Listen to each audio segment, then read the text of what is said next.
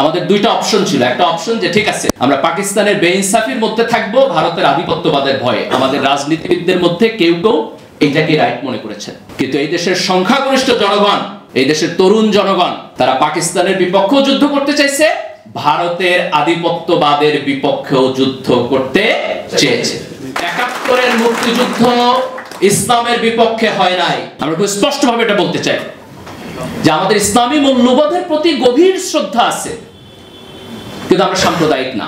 ১৯৭০ সালের যে নির্বাচন, আওয়ামী লীগের এজেন্ডার মধ্যে বাংলাদেশের স্বাধীনতা ছিল না, এবং ৭০-এর গণতান্ত্রিক নির্বাচনে আওয়ামী লীগ জয়লাভ করেছে, কিন্তু সেই সংসদে আওয়ামী লীগের হাতে ক্ষমতা দেওয়া হলো না। এই দেশের মানুষ এই বেইনসাফির প্রতিবাদ করেছে। পশ্চিমবঙ্গের বাঙালি এবং বাংলাদেশের বাঙালি, তাদের দুইজনের রাজনৈতিক অভিমুখ কি এক? তাদের রাজনৈতিক চিন্তা এক?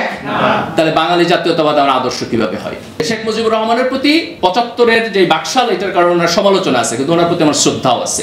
উনি মুক্তিযুদ্ধের নেতৃত্ব দিচ্ছেন। ১৯৭১ সালের মুক্তিযুদ্ধ হয়েছে ৭০-এর নির্বাচনের গণতন্ত্র না মানার কারণে। তাহলে গণতন্ত্রের চাইতে মুক্তিযুদ্ধের বড় কোনো চেতনা আছে? তাহলে হাসিনা যে ৩টা ইলেকশন চুরি করলেন, এটা কেমন করে মুক্তিযুদ্ধের চেতনা হয়? মুক্তিযুদ্ধের চেতনা হলো আপনি সৎ থাকবেন, মুক্তিযুদ্ধের চেতনা হলো আপনি গণতন্ত্র মানবেন, মুক্তিযুদ্ধের চেতনা হলো আপনি সরকারে যাবেন, কিন্তু ভোটে যদি হারেন ভদ্রলোকের মতো ক্ষমতা ছেড়ে দিবেন। ২৪ এবং ৭১-এর মধ্যে কোনো কনফ্লিক্ট নাই। রাজনীতিতে কোনো ফ্রি ব্রেড অ্যান্ড বাটার নাই। মার্কা দেখে ভোট দেওয়ার দিন বাংলাদেশে শেষ হওয়া উচিত। আপনি কলা গাছ দাঁড় করায় দিবেন আর আমি ভোট দিব, আমার এই এলিজেন্সের মধ্য দিয়ে এই দেশের রাজনৈতিক ইত্রামি চলবে। আমাদের বিশ্ববিদ্যালয়ের কাছে কুলাঙ্গার শিক্ষক আছে, মাঝে মধ্যে তাদেরকে বলতে দেখবেন, বলে ঢাকা বিশ্ববিদ্যালয় মাদ্রাসা হয়ে গেছে। আমরা মনে করি ঢাকা বিশ্ববিদ্যালয়ের যে সমস্ত সাবজেক্ট ইভেন কওমি মাদ্রাসার সিলেবাসের সাথে মিলে, তাদেরকেও বিশ্ববিদ্যালয়ে ভর্তির সুযোগ দেওয়া উচিত। আসসালামু আলাইকুম ওয়া রাহমাতুল্লাহি ওয়া বারাকাতুহু।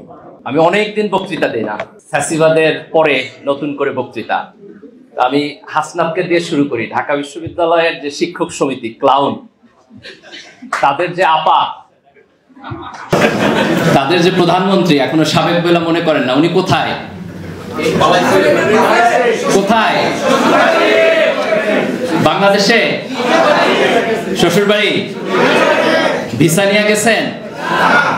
পলাইছেন? তো উনি যদি বাংলাদেশের মুক্তিযুদ্ধের সত্যিকারের চেতনার অনুসারী হইতেন, তাহলে রাজনৈতিকভাবে পরাজয়ের পরও কোথায় থাকতেন? বাংলাদেশে। আজকে ওনার যে বাংলাদেশে থাকার মতো নৈতিক সাহস হইল না, এর মানে হইল এই যে গত ১৫ বছরের ফ্যাসিবাদী শাসন, এটি মূলত আমাদের দেশে ভারতীয় আধিপত্যবাদ ছিল। আজকে সবাইকে বিজয় দিবসের শুভেচ্ছা। ভারতীয় আধিপত্যবাদ মুক্ত, শোষণ মুক্ত, স্বাধীন বাংলাদেশে। কার বিজয় দিবস? বাংলাদেশের না ভারতের? মুক্তিযুদ্ধ কারা করছে, আমরা না ভারত? ২৪-এর বিপ্লব কি আমেরিকা করে দিয়ে গেছে না আমাদের তরুণ প্রজন্ম করছে? ২৪-এর বিপ্লব আমাদের তরুণ প্রজন্ম করেছে। ১৯৭১ সালের মুক্তিযুদ্ধ এই দেশের আপামর জনসাধারণ করেছে। আমাদের মুক্তিযুদ্ধ ভারতের না, আমাদের বিপ্লব আমেরিকান না, ইনশাআল্লাহ। সম্মানিত ভাইরা, আজকে আমি আল্লাহ সুবহানাহু ওয়া তাআলার কাছে শুকরিয়া জ্ঞাপন করছি যে বাংলাদেশে এমন একটি রাজনৈতিক পরিস্থিতি তৈরি হয়েছে যেখানে এই দেশের মানুষ স্বাধীনভাবে, মুক্তভাবে তার মতামত প্রকাশ করতে পারছে, কথা বলতে পারছে এবং তার গণতান্ত্রিক অধিকার চর্চা করতে পারছে। আমাদের এরকম একটা বাংলাদেশ স্বপ্ন ছিল। আমি যখন ঢাকা বিশ্ববিদ্যালয়ের ছাত্র ছিলাম, তখন আমাদের এখানে গণতান্ত্রিক প্রক্রিয়া ছিল। আমরা স্বপ্ন দেখতাম যে গণতান্ত্রিক প্রক্রিয়ার মধ্য দিয়ে বাংলাদেশ এগিয়ে যাবে, কিন্তু দুঃখজনকভাবে আমরা সেই গণতন্ত্র থেকে একটি ফ্যাসিবাদের মধ্যে গিয়েছি। আজকে এই দেশের তরুণ প্রজন্মের নেতৃত্বে আমরা সেই ফ্যাসিবাদ উত্তরণ করেছি। ২০০০ এই ইলেকশনের আগের ইলেকশন, ২০১৮ ইলেকশন, রাইট?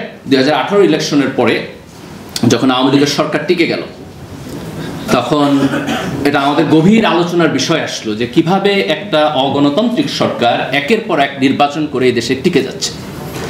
এবং আমাদের আলাপ আলোচনার মধ্যে আসলো যে বাংলাদেশে তাদের চুরি ডাকাতির মধ্য দিয়ে যদি একটি গভীর অর্থনৈতিক সংকট তৈরি না হয় তাহলে সরকার দুর্বল হবে না। এবং এই অর্থনৈতিক সংকট না হওয়ার কারণ হচ্ছে, আপনারা দেখছেন হাজার হাজার কোটি টাকা চুরি করেছে, কিন্তু তারপর এখানে অর্থনৈতিক সংকট ওই পরিমাণ প্রকট হয় নাই। একটা কারণ হলো যে আমাদের জনসংখ্যার একটা ডিভিডেন্ড ছিল। এই দেশে তরুণ প্রজন্মের সংখ্যা বেশি এবং তারা কর্মক্ষম। আপনি যদি এখন ইউরোপে যান, আপনি যদি জাপানে যান, তাহলে আপনি দেখবেন যে সেই ক্ষেত্রে জনগণের মধ্যে বৃদ্ধ লোকের সংখ্যা বেশি, যারা সোশ্যাল সার্ভিস, সরকারের জনগণের ট্যাক্সের টাকা থেকে তারা সাপোর্টেড হয়।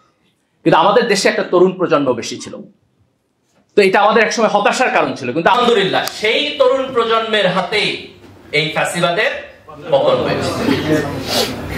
আমার কাছে একসময় মনে হতো যে ছাত্রদের কাজ রাজনীতি করা না, ছাত্ররা পড়াশোনা করবে, রাস্তায় গিয়ে তারা যে আন্দোলন করে সংগ্রাম করে এটা হচ্ছে আমাদের রাজনৈতিক ব্যবস্থা সঠিকভাবে কাজ করে না বলে।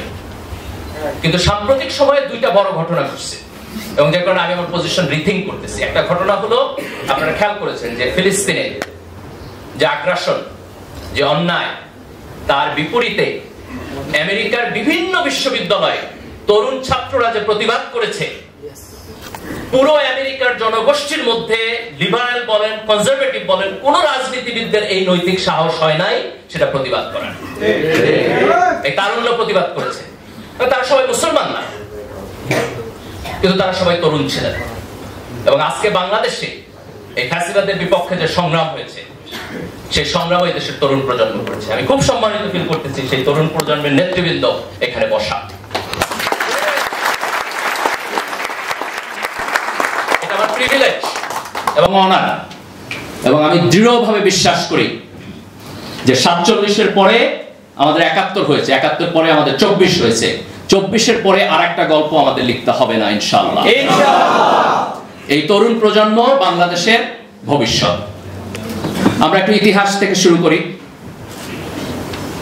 বাংলায় মুসলমানদের একটা লম্বা সময়ের শাসন ছিল, 600-650 বছরের মতো। ইখতিয়ার উদ্দিন মোহাম্মদ বখতিয়ার খিলজি এখানে আসছেন, সেটি ছিল প্রথম রাজনৈতিক বিজয় যার মধ্য দিয়ে মুসলমানদের শাসন হয়েছে। এই লম্বা শাসনের সময়ে এখানে সাম্প্রদায়িক সম্প্রীতি ছিল। সুলতানদের শাসনামল ছিল, যেখানে বড় বড় পজিশনে নন মুসলিমরা ছিলেন, সরকারের উজির ছিলেন, সেনাবাহিনীর প্রধান ছিলেন। হিন্দু মুসলমানদের দ্বন্দ্ব এটা তখন কোনো নৌন ফেনোমেনা ছিল না। 1757 সালে যখন পলাশীর প্রান্তরে সিরাজউদ্দৌলার পতন হইল ইংরেজদের হাতে, এই প্রথম মুসলমানরা তাদের রাজনৈতিক যে ক্ষমতা সেটিকে হারাইল এবং এখানে ইংরেজ শাসন হলো। আমরা 200 বছরের উপনিবেশ শাসনের মধ্য দিয়ে গেলাম। এই সময়ে ইংরেজদের স্পন্সরের মধ্য দিয়া এখানে একটা অর্থনৈতিক পরিবর্তন হয়েছে। একটি জমিদার শ্রেণীর তৈরি হয়েছে, একটি হিন্দু জমিদার শ্রেণী তৈরি হয়েছে এবং মুসলমানরা তাদের শোষিত কৃষক শ্রেণীতে পরিণত হয়েছে। দ্বিতীয় বিশ্বযুদ্ধের পরে যখন ইংরেজরা দুর্বল হইল এবং সারা দুনিয়া থেকে তাদের উপনিবেশ তারা গুটিয়ে নিল, আমাদের ভারতীয় উপমহাদেশেও আমাদের সংগ্রামের লম্বা ইতিহাস আছে। মুসলমানদেরও সংগ্রামের ইতিহাস আছে, কংগ্রেসেরও সংগ্রামের ইতিহাস আছে, হিন্দুদেরও সংগ্রামের ইতিহাস আছে। 1947 সালে আমরা পাকিস্তান রাষ্ট্র পেলাম, এটা আমাদের প্রথম আজাদি। 1757 সালে পতনের পরে আমাদের প্রথম মুক্তি হলো পাকিস্তান। কিন্তু দুঃখজনক হলো যে পাকিস্তান রাষ্ট্রের মধ্যে আমরা ইনসাফ পাই নাই। পাকিস্তানের মুসলমানদের মধ্যে সম্ভ্রান্ত এবং গরিব এই দুই মুসলমানের পার্থক্য হলো। আপনারা এখনো বিভিন্ন বই যদি পড়েন আগে, দেখবেন যে লেখকের নামের পরিচিতিতে লেখা যে অত্যন্ত সম্ভ্রান্ত মুসলিম পরিবারে ওনার জন্ম হয়েছে। তো অসম্ভ্রান্ত কে ভাই? সম্ভ্রান্তের সংজ্ঞা কি? অসম্ভ্রান্ত কে? পশ্চিম পাকিস্তান যারা শাসন করছে তারা মনে করত যে পূর্ব পাকিস্তানের মুসলমান যারা চাষা ভুষা, যারা কৃষক, এই কৃষকের সন্তানরা যথেষ্ট পরিমাণ এলিট না। পূর্ব পাকিস্তান থেকে যারা মুসলিম লীগের রাজনীতি করত তারাও এই দেশের সংখ্যাগরিষ্ঠ মুসলমানদেরকে রিপ্রেজেন্ট করে নাই। আমাদের ধর্ম এক, কিন্তু অর্থনৈতিক ক্লাসের পার্থক্যের কারণে আমরা সেখানে ইনসাফ পাই নাই। ইনসাফ না পাওয়ার কারণে এই দেশের সংখ্যাগরিষ্ঠ মুসলমান 1971 সালে তাদের বিপক্ষে যুদ্ধ করেছে। 1970 সালের যে নির্বাচন, আওয়ামী লীগের এজেন্ডার মধ্যে বাংলাদেশের স্বাধীনতা ছিল না। আওয়ামী লীগ স্বাধীনতা চাইছে না স্বায়ত্তশাসন চাইছে? 25শে মার্চে যখন এখানে সেনাবাহিনী ডিপ্লয় হয়েছে, শেখ মুজিবুর রহমান কি স্বাধীনতার ঘোষণা দিয়ে গেছেন?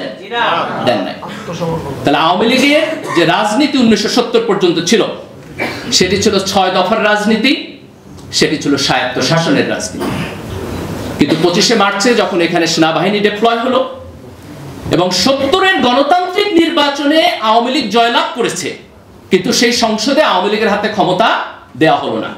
এই দেশের মানুষ এই বেইনসাফির প্রতিবাদ করেছে। কিন্তু আমাদের সামনে প্রশ্ন ছিল যে মুক্তিযুদ্ধ যখন শুরু হয়েছে তখন আমরা এই মুক্তিযুদ্ধে জয়লাভ করতে পারবো কিনা।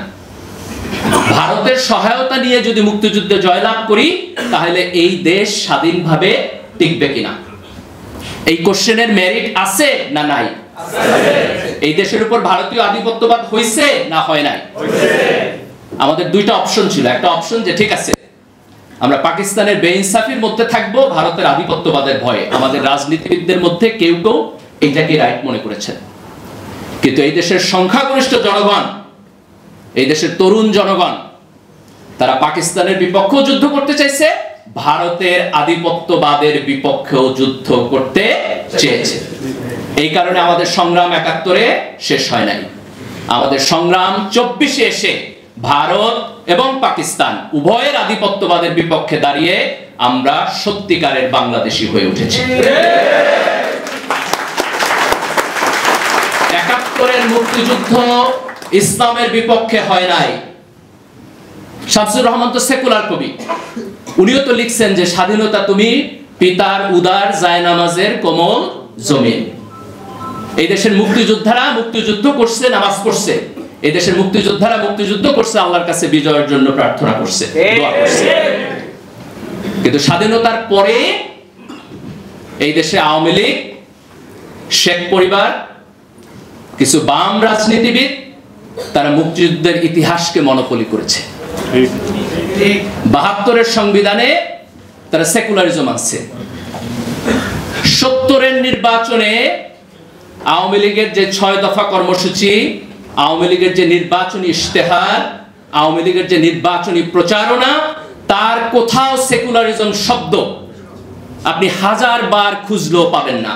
তাহলে 72-এর সংবিধানে সেকুলারিজম আসলো কোথা থেকে? 72-এর সংবিধানে সমাজতন্ত্র আসছে। আওয়ামী লীগ কিছু কিছু জায়গায় সমাজতন্ত্র বলছে, কিন্তু সেটা বলছে সামাজিক ন্যায় বিচার অর্থে, অর্থনৈতিক ন্যায় বিচার অর্থে। তাহলে 72-এর সংবিধানে তারা যেভাবে সমাজতন্ত্র লিখেছে সেটিও মুক্তিযুদ্ধের চেতনা ছিল না। বাঙালি জাতীয়তাবাদ তো ছিলই না। এই দেশে তো শুধু বাঙালিরা বসবাস করে না। পশ্চিমবঙ্গের বাঙালি এবং বাংলাদেশের বাঙালি, তাদের দুইজনের রাজনৈতিক অভিমুখ কি এক? তাদের রাজনৈতিক চিন্তা এক? তাহলে বাঙালি জাতীয়তাবাদ আমার আদর্শ কিভাবে হয়? তাহলে ধর্মনিরপেক্ষতা আমার আদর্শ না, সমাজতন্ত্র আমার আদর্শ না, বাঙালি জাতীয়তাবাদ আমার আদর্শ না, কিন্তু আমার সংবিধানে তার সবকিছুই আসছে। তাহলে আওয়ামী লীগ সর্বপ্রথম 72-এর সংবিধানের মধ্য দিয়ে এই মনোপলি করেছে। তারপরে 75-এ তারা গণতন্ত্র থেকে সরাসরি চলে গেল এক দল, এক দেশ, এক নেতা বাকশালে। দেখেন এটা কত বড় আইরনি। 1970 সালের নির্বাচনে, গণতান্ত্রিক নির্বাচনে আওয়ামী লীগ জিতলো। সেই নির্বাচনের ফলাফল পশ্চিম পাকিস্তান মানল না বলে আমরা মুক্তিযুদ্ধ করলাম। আর সেই মুক্তিযুদ্ধের মধ্য দিয়ে যে সরকার হইল, সেই মুক্তিযুদ্ধের যিনি নেতৃত্ব দিলেন, সেই শেখ মুজিব 1975 সালে সেই গণতন্ত্রকে বাদ দিয়ে উনি বাকশাল প্রতিষ্ঠা করলেন। এটা আমাদের জাতিগত শেম, এটা আমাদের জাতিগত শেম। 1975 সালে যেটি হয়েছে, কিন্তু ইতিহাসের পরিক্রমা উনি বাকশাল কন্টিনিউ করতে পারলেন না। ওনার এই যে ঐতিহাসিক আকাঙ্ক্ষা, এই অসমাপ্ত আকাঙ্ক্ষাকে কন্টিনিউ করলেন তার মেয়ে। আমার একটা আফসোস যে শেখ মুজিবুর রহমানের প্রতি 75-এর যে বাকশাল, এটার কারণে ওনার সমালোচনা আছে, কিন্তু ওনার প্রতি আমার শ্রদ্ধাও আছে। উনি মুক্তিযুদ্ধের নেতৃত্ব দিচ্ছেন। উনি যদি বাকশাল করে এই দেশ 10 বছর শাসন করতেন, তাও আমার একটু আফসোস কম থাকতো যে না, ওনার একটা ক্রেডিট আছে। কিন্তু ওনার মেয়ে এসে এই দেশে 15 বছর ফ্যাসিবাদ কেন করে? ওনার তো কোনো কন্ট্রিবিউশন নেই। মুক্তিযুদ্ধের সময় শেখ হাসিনা কই ছিলেন? ওনার তো কন্ট্রিবিউশন নাই, কিন্তু উনি এই দেশে 15 বছরের ফ্যাসিবাদী শাসন করলেন। এবং আওয়ামী লীগের এই ফ্যাসিবাদী শাসনের পেছনে সবচেয়ে বড় যে জিনিসটা ওনারা ব্যবহার করলেন সেটি হলো মুক্তিযুদ্ধের চেতনা ইন্ডাস্ট্রি। 1971 সালের মুক্তিযুদ্ধ হয়েছে 70-এর নির্বাচনের গণতন্ত্র না মানার কারণে। তাহলে গণতন্ত্রের চাইতে মুক্তিযুদ্ধের বড় কোনো চেতনা আছে? তাহলে হাসিনা যে 3টা ইলেকশন চুরি করলেন, এটা কেমন করে মুক্তিযুদ্ধের চেতনা হয়? আপনি 1970 সালের নির্বাচনে শেখ মুজিবুর বক্তব্য পড়েন, ওনার বক্তব্যের 75% হলো যে পূর্ব পাকিস্তানে কেন অর্থনৈতিক বৈষম্যের শিকার হইতেছে, কেন পশ্চিম পাকিস্তান এখানে ইনসাফ করতেছে না। আর গত 16 বছরে শেখ হাসিনা হাজার হাজার কোটি টাকা এই দেশ থেকে চুরি করছে। এই চুরি করার নাম কিভাবে মুক্তিযুদ্ধের চেতনা হয়? যদি দেশের টাকা চুরি করে বিদেশে পাঠানো মুক্তিযুদ্ধের চেতনা হয়, যদি গণতান্ত্রিক নির্বাচনকে করাপ্ট করে একটি একনায়কতান্ত্রিক সরকার ব্যবস্থা ডেভেলপ করা হচ্ছে মুক্তিযুদ্ধের চেতনা হয়, তাহলে সেই মুক্তিযুদ্ধের চেতনার আমার প্রয়োজন নেই। আমরা 24-এর এই বিপ্লবের মধ্য দিয়ে এই দেশের তরুণ প্রজন্ম যেটি অর্জন করেছে সেটি হলো যে ফ্যাসিবাদ এই দেশে টিকবে না। আমাদের গর্ব করা উচিত। আপনি আজকে মিডল ইস্টে তাকায় দেখেন, এক একটা দেশে 50 বছরের একনায়ক চলতেছে, কিন্তু আমাদের দেশে শেখ হাসিনা একটা লম্বা সময় থাকছে, কিন্তু 15 বছর পরে আমরা তাদেরকে বিদায় করেছি। তারা থাকতে পারে নাই। আমরা গণতান্ত্রিক সরকার ব্যবস্থায় প্রত্যাবর্তন করেছি এবং ইনশাআল্লাহ এই গণতন্ত্রকে আমরা সামনের দিকে এগিয়ে নিয়ে যাব। শেখ হাসিনার যে মুক্তিযুদ্ধ ইন্ডাস্ট্রি,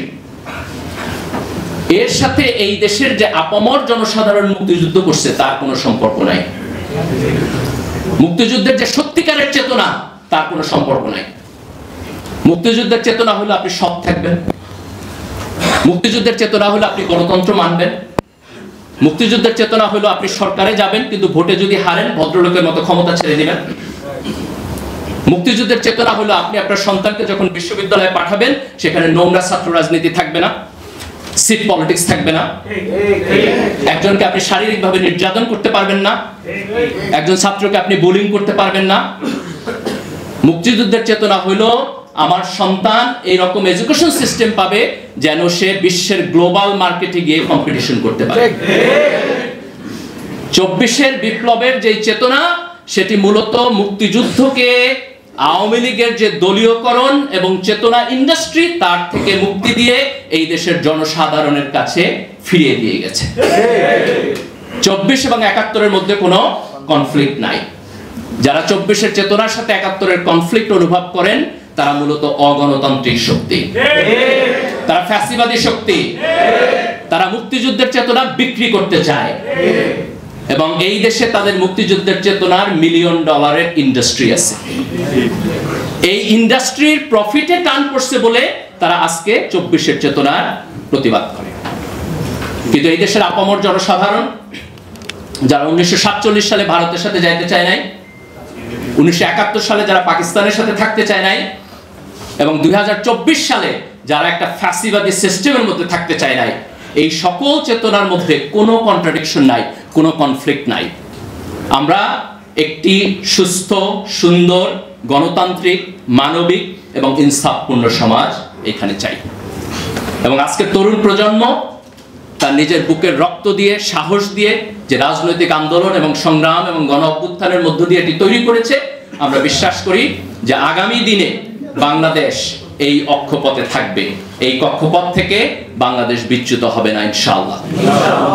এবং তরুণদের এই ভূমিকা পালন করতে হবে। রাজনীতিতে কোনো ফ্রি ব্রেড অ্যান্ড বাটার নাই। আপনি যদি নাগরিক হিসাবে আপনার অধিকারের পক্ষে না দাঁড়ান, আপনি যদি নাগরিক হিসাবে আপনার ভয়েস রেইজ না করেন, আপনি যদি নাগরিক হিসাবে আপনার রাজনৈতিক ভূমিকা পালন না করেন, তাইলে পরে রাজনৈতিক সিস্টেম নিজে নিজে ভালো হয়ে আপনাকে আপনার নাগরিক অধিকার দিবে না। আগামী দিনে আমাদেরকে সতর্ক থাকতে হবে এবং নিজের রাজনৈতিক অধিকারকে খুব স্পষ্টভাবে গণতান্ত্রিক প্রক্রিয়ার মধ্য দিয়ে আমাদের রিপ্রেজেন্টেশন নিশ্চিত করতে হবে। আগামী নির্বাচন আমরা আশা করতেছি সুষ্ঠু হবে। তরুণ প্রজন্মের দায়িত্ব হলো সৎ, দেশপ্রেমিক এবং যোগ্য ব্যক্তিকে ভোট দেয়া। মার্কা দেখে ভোট দেওয়ার দিন বাংলাদেশে শেষ হওয়া উচিত। আপনি কলা গাছ দাঁড় করায় দিবেন আর আমি ভোট দিব, আমার এই এলিজেন্সের মধ্য দিয়ে এই দেশের রাজনৈতিক ইত্রামি চলবে। আমি যদি সত্যিকার অর্থে চাই যে রাজনীতি পরিশুদ্ধ হোক, তাহলে আমার দায়িত্ব হচ্ছে ভালো লোককে, সৎ লোককে, যোগ্য লোককে দেখে ভোট দেওয়া, সে যেই দলের হোক। সে যদি বাংলাদেশপন্থী হয়, সে যদি ভারতপন্থী হয়, তাহলে হাসনাদের ভাষা হলো মাইনরিটি। কিন্তু সে যদি বাংলাদেশপন্থী হয়, তাহলে আমার দায়িত্ব হচ্ছে সৎ এবং যোগ্য ব্যক্তিকে ভোট দেওয়া। বাঙালি মুসলমানের এখানে যে ইতিহাস, সেই ইতিহাসে হিন্দুদের সাথে আমাদের কনফ্লিক্টের ইতিহাস আছে। ব্রিটিশদের সময়ে এখানে আমরা হিন্দু জমিদারদের হাতে এই দেশের সংখ্যাগরিষ্ঠ মুসলমান নির্যাতিত হয়েছেন। কিন্তু তার মানে এই না যে 1971 সালে যখন আমাদের রাষ্ট্র হইল, এই রাষ্ট্রের মধ্যে যারা বসবাস করে আজকে সেই হিন্দুরা সে 1757-1857 সালের হিন্দুদের রিপ্রেজেন্টেটিভ না। আজকে যখন এই বাংলাদেশ স্বাধীন হয়েছে, আজকে বাংলাদেশের যে কোনো নাগরিক সে যদি বাংলাদেশ রাষ্ট্রের স্বার্থের পক্ষে থাকে, তাহলে সে আমার ভাই, সে আমার বন্ধু, সে আমার ফেলো সিটিজেন। আমি তার অধিকারের পক্ষে দাঁড়াবো, সে আমার অধিকারের পক্ষে দাঁড়াবে। ধর্মের ভিত্তিতে, জাতীয়তার ভিত্তিতে, এথনিসিটির ভিত্তিতে আমরা এইখানে কোনো মেজরিটি মাইনরিটি ভাগাভাগি করতে চাই না। আমরা খুব স্পষ্টভাবে এটা বলতে চাই যে আমাদের ইসলামী মূল্যবোধের প্রতি গভীর শ্রদ্ধা আছে, কিন্তু আমরা সাম্প্রদায়িক না। আমাদের ইসলামিক মূল্যবোধের প্রতি গভীর শ্রদ্ধা আছে। আমরা এই দেশকে এমন ভাবে তৈরি করতে চাই যেখানে মানুষের ধর্মীয় মূল্যবোধ থাকবে, মানুষের মোরালিটি তার ধর্মের আন্ডারস্ট্যান্ডিং থেকে আসবে, কিন্তু ধর্মীয় হানাহানি থাকবে না। এখানে সাম্প্রদায়িক সম্প্রীতি থাকবে। আমাদের সেকুলারিজমের প্রয়োজন নাই। যেই সেকুলারিজম ইসলামোফোবিয়া তৈরি করে, সেই সেকুলারিজম আমরা বাংলাদেশে চাই না।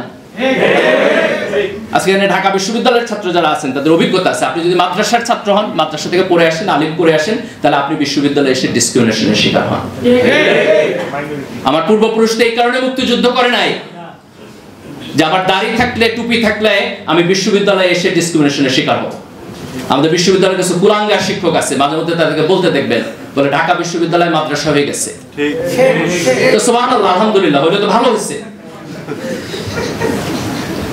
তারা বিশ্ববিদ্যালয়ের ভর্তি পরীক্ষায় মাদ্রাসা থেকে আসলে তারা বলে যে ছাত্রকে নেওয়া হবে না। কি হয়েছে? সে মাদ্রাসায় পড়ে আসে নাই, হয় ইংরেজি ভালো পড়ে না, ইত্যাদি। আরে ভাই, তুমি তো ভর্তি পরীক্ষা নিতেছো। সে যদি ইনকম্পিটেন্ট হয়, তাহলে তো তোমার ভর্তি পরীক্ষাই ফেল করবে।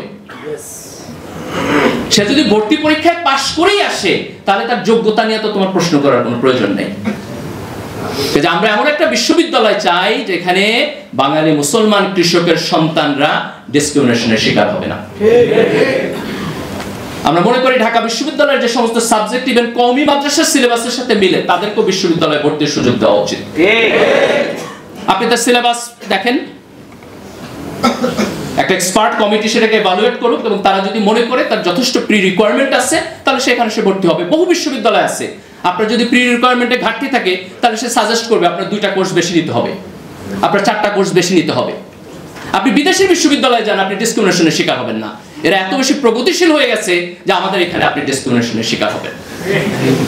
কাজে এই ইসলামোফোবিয়া তৈরি করার যে সেকুলারিজম, আমরা সেই সেকুলারিজমকে আজকে প্রত্যাখ্যান করি। কিন্তু আমরা বাংলাদেশকে একটি অসাম্প্রদায়িক বাংলাদেশ, যেখানে মুসলমান, হিন্দু, বৌদ্ধ, খ্রিস্টান, বাঙালি, পাহাড়ি সবাই তার নাগরিক অধিকার নিয়ে এখানে থাকবে। তার নাগরিক অধিকারের মধ্যে কোনো কাটছাট হবে না। সে যদি বাংলাদেশের নাগরিক হয়, তাহলে তার পরিপূর্ণ নাগরিক অধিকার থাকবে। আজকে দেখেন, গত সরকারের সময় বিএনপি এবং জামাত, তাদের নেতা এবং কর্মীরা নির্যাতিত হয়েছে। আজকে যখন হাসিনা সরকারের পতন হয়েছে, আমরা মুক্তির আনন্দ বুঝতেছি। কিন্তু আপনি যদি সৎ হন আপনার অভিজ্ঞতার প্রতি, তাহলে আপনার দায়িত্ব হচ্ছে এই মুক্তির আনন্দ এই দেশের প্রত্যেকটি নাগরিকের জন্য নিশ্চিত করা। সে আপনার দলের হইতে পারে, সে আপনার দলের নাও হইতে পারে, ডাজন্ট ম্যাটার। সে যদি আমার নাগরিক হয়, সে যদি আল্লাহর বান্দা হয়, সে যদি মানুষ হয়, তাহলে তার নাগরিকের অধিকারের পক্ষে দাঁড়ানো আমার দায়িত্ব। দেখেন, আল্লাহ রাসূল যখন মক্কা থেকে মদিনায় গেছেন, উনি মদিনার বিভিন্ন গোত্রের সাথে চুক্তি করেছেন। তার সব গোত্র মুসলমান ছিল না, এবং তার চুক্তি হয়েছে যে আমি আক্রান্ত হলে তুমি আমাকে সাহায্য করবা, তুমি আক্রান্ত হলে আমি তোমাকে সাহায্য করব। তাহলে একজন নন মুসলিম যে আল্লাহ রাসূলের সাথে চুক্তিবদ্ধ, সে যদি আক্রান্ত হয়, আল্লাহ রাসূল তার সাহায্যে যুদ্ধ করতে যাবে, সেই যুদ্ধ কি জিহাদ হবে না? সেই যুদ্ধে যদি মারা যায় শাহাদাত হবে না? কিন্তু এই শাহাদাত তো ধর্ম প্রতিষ্ঠার জন্য হয় নাই, এটা হইছে ওয়াদা রক্ষা করার জন্য। ওয়াদা আমার ধর্মের পার্ট না? পার্ট না। তাহলে আজকে রাষ্ট্রের নাগরিক হিসাবে আমি যখন একটা সংবিধানের মধ্যে একটা সিস্টেম তৈরি করতেছি, তখন আমি সকল নাগরিকের জন্য তার নাগরিক অধিকারের নিশ্চয়তা দিতেছি। আমি তার ধর্মের উপর ভিত্তি করে পার্থক্য করতেছি না, তার বর্ণের উপর ভিত্তি করে পার্থক্য করতেছি না, তার এথনিসিটির উপর ভিত্তি করে পার্থক্য করতেছি না। কিন্তু আমার রাষ্ট্রের সুনির্দিষ্ট আদর্শ থাকবে, ইডিওলজি থাকবে। মুসলমানরা তাদের ধর্ম থেকে তার নৈতিক যে মোটিভেশন সেটি নেবে, যিনি হিন্দু তিনি হিন্দু ধর্ম থেকে তার মোটিভেশন নেবেন, এবং আমরা একটি সাম্প্রদায়িক সম্প্রীতির মধ্য দিয়ে সবাই মিলে আমরা বাংলাদেশী হয়ে উঠব। এটি হচ্ছে আমাদের আগামী দিনের রাজনৈতিক অঙ্গীকার। আজকে আমি ঢাকা বিশ্ববিদ্যালয় শিবিরকে খুব স্পেসিফিকলি ধন্যবাদ দিতে চাই। আমি যখন বিশ্ববিদ্যালয়ের দায়িত্বশীল ছিলাম আজকে থেকে প্রায় 15-16 বছর আগে, কিন্তু আলহামদুলিল্লাহ আজকে ঢাকা বিশ্ববিদ্যালয়ে যারা নেতৃত্ব দিতেছে তাদেরকে দেখলে আমার সেই পুরাতন দিনের কথা মনে হয়। এই জুলাইয়ের বিপ্লবে তারা যে গৌরবজনক ভূমিকা পালন করছে, আমি আশা করব যে আগামী দিনে ইনশাআল্লাহ তারা জাতিকে নেতৃত্ব দেওয়ার ভূমিকা পালন করবে। আমরা এখনো মাঝে মধ্যে বলি যে ভারতীয় আধিপত্যবাদের বিপক্ষে আমরা যুদ্ধ করব, আমরা লড়াই করব, এক বিন্দু জমি আমরা ছাড় দিব না, এটা ডিফেন্সিভ বক্তব্য। কিন্তু আমরা আগামী দিনে যে রাজনীতি করতে চাই, আমরা আমাদের যোগ্যতার মধ্য দিয়ে সারা দুনিয়াতে বাংলাদেশ যে একটা কম্পিটেন্ট জাতি, একটা দেশ, সেটিকে আমরা তুলে ধরতে চাই। আমরা উপমহাদেশের নেতৃত্ব দিতে চাই। আমরা মায়ানমারের রোহিঙ্গাদের প্রবলেম সলভ করতে চাই। আমরা ভারতের মুসলমানদের অধিকারের পক্ষে দাঁড়াইতে চাই। আমরা ভারত এবং পাকিস্তানের মধ্যে নেগোসিয়েশন করতে চাই। আমরা সার্ককে শক্তিশালী করতে চাই। আমরা দক্ষিণ এশিয়াকে নেতৃত্ব দিতে চাই। আমরা বিশ্বকে নেতৃত্ব দিতে চাই। যেই তরুণ প্রজন্ম হাসিনার মতো একটি শক্তিশালী ফ্যাসিস্টকে রাস্তায় দাঁড়াইয়া কোনো রাজনৈতিক দলের সহযোগিতা ছাড়া নিজেরা নেতৃত্ব দিয়ে এই ফ্যাসিবাদকে পতন করেছে, তারা আগামী দিনে এই দেশকে নেতৃত্ব দিতে পারবে ইনশাআল্লাহ। আমি সবাইকে উদাত্ত আহ্বান জানাবো, আপনারা রাজনৈতিকভাবে সচেতন থাকবেন। দলের কর্মী কম হন, দেশের কর্মী বেশি হবেন। আমাদের জাতীয় স্বার্থের প্রশ্নে কোনো কম্প্রোমাইজ আমরা করব না। এই দেশের ভবিষ্যৎ এই দেশের তরুণদের হাতে। 24-এর বিপ্লব আমাদের অতীত ইতিহাসের সাথে আমাদের যোগসূত্রটা কেটে দেয় নাই। এটা 71-এর সাথে জড়িত, এটা 47-এর সাথেও জড়িত। আওয়ামী লীগ এই ইতিহাসকে মনোপলি করেছে, আজকে আমরা সেই মনোপলি থেকে এই দেশের ইতিহাসকে মুক্তি দিয়েছি। তো ইনশাআল্লাহ আমাদের যে সংগ্রাম, আমাদের যে ইনকিলাব, এটি চলবে। এই দেশের তরুণ প্রজন্ম আবার তার সংগ্রাম পরিচালনা করবে, এবং ইনশাআল্লাহ আমরা বাংলাদেশকে একটি শক্তিশালী গণতান্ত্রিক রাষ্ট্র হিসাবে বিশ্বের বুকে দাঁড় করাবো। এটি হবে আমাদের আগামী দিনের রাজনীতি। বাংলাদেশ জিন্দাবাদ, ইনকিলাব জিন্দাবাদ।